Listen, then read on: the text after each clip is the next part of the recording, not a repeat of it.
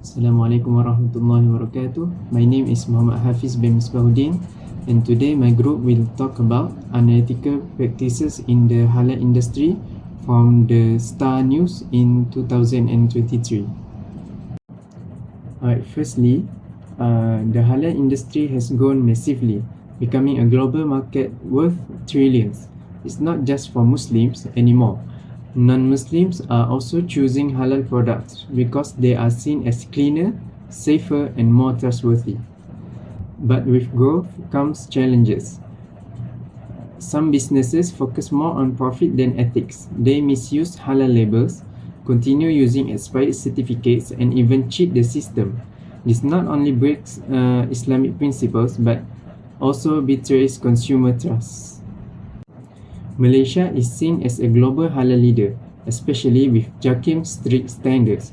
But even here, issues are rising. In November 2023, Deputy Prime Minister Datuk Sri Fadila Yusof warned companies to stop unethical practices or risks that damaging our reputation. To protect the halal name, businesses must follow the principle of Tayyiban, keeping things pure and clean, especially in logistics. Halal is not just a label, it's a responsibility. We all have a role in ensuring its trust and meaning are preserved. Assalamualaikum warahmatullahi wabarakatuh. My name is Muhammad Zulkarnain, and I will deliver you the critique of this article. Based from this article, we can deduce that there are some key points that need to be considered in solving the issues surrounding unethical practices that could threaten the halal integrity. Here are some of the points. First and foremost, unethical practices threaten halal integrity. Despite Malaysia's booming halal industry, unethical practices such as the price manipulation, hoarding, and mislabeling continue to undermine trust. Growth alone cannot safeguard credibility. Intentionality and ethical integrity must anchor halal development. The second point is what happens beyond certification. As we know, halal is not just a certification, rather a system which based on trust. Halal is more than regulatory compliance. It is a holistic ethical framework rooted in adab. Integrating this spiritual dimension into industry practices can build trust and embed moral responsibility throughout the supply chain. We also couldn't forget about the situation surrounding certification gaps. The article critiques certification flaws without linking them to broader economic goals. In truth, strict halal certification ensures not just compliance but consumer trust and quality assurance, both essential for ethical markets and sustainable economies. Moving on, global halal innovation versus local gap. While Malaysia aspires to lead the global halal market, critical gaps remain. Poor infrastructure, low tech integration, and research and development. Without addressing these, the nation risks falling short of its strategic vision. Last but not least, transparency, the missing link. Transparency across production, certification, and economic flows is often sidelined. Through halal integrity demands open system and global cooperation, enforcing the sector's ethical and financial sustainability.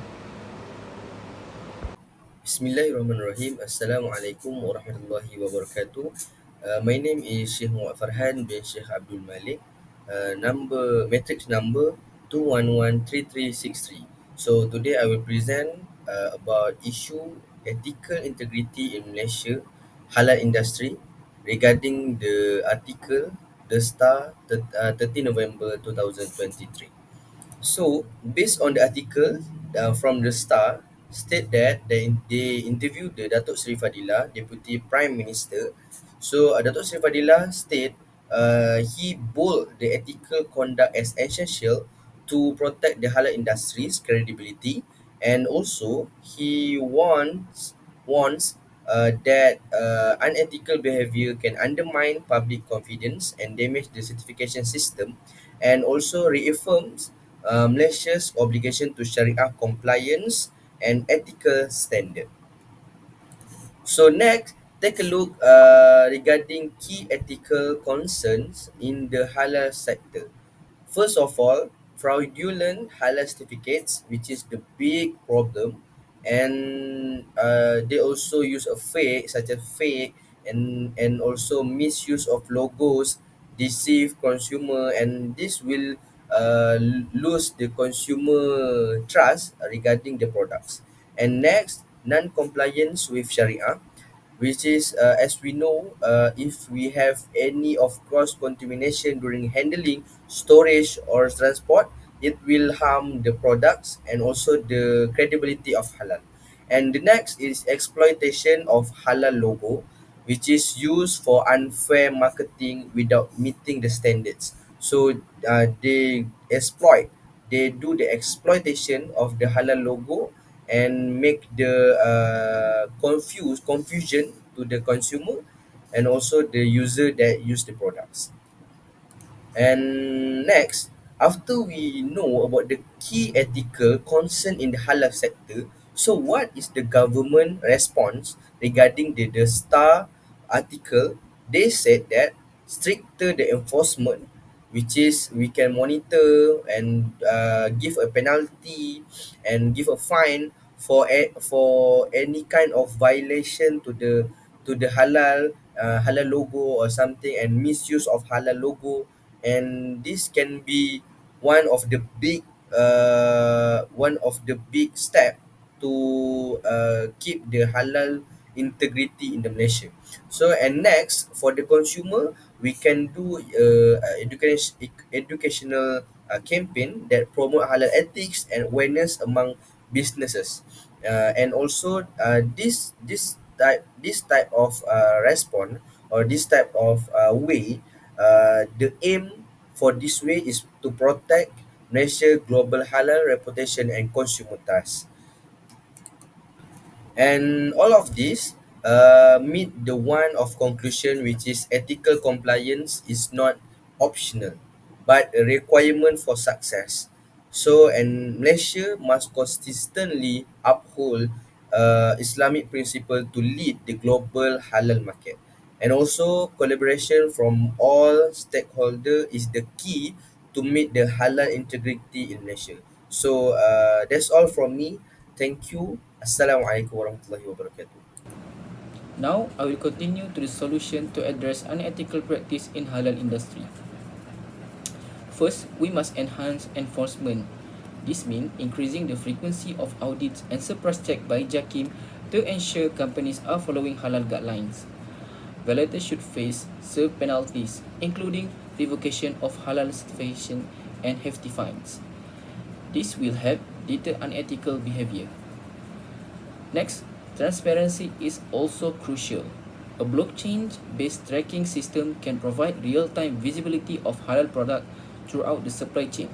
Making halal certification records publicly available online will allow consumers to verify authenticity of product with ease. Next one, strengthening the halal supply chain is equally important. We must ensure the halal product meet the Tayyiban standard for purity, cleanliness, and wholesomeness at every stage of production, storage, and transportation. Only certified halal logistic companies should handle this product to prevent contamination. Additionally, we need to promote ethical awareness across the industry, mandatory training on Sharia compliance and halal standard, and should be offered to all companies involved in halal supply chain. Regular workshops and seminars can help raise awareness and emphasize the importance of ethics in business. Another critical step is to implement a whistleblower protection system. This will provide a safe, confidential platform where employees and consumers can report any unethical behavior. Legal protection for whistleblower will encourage more people to step forward without fear and retaliation.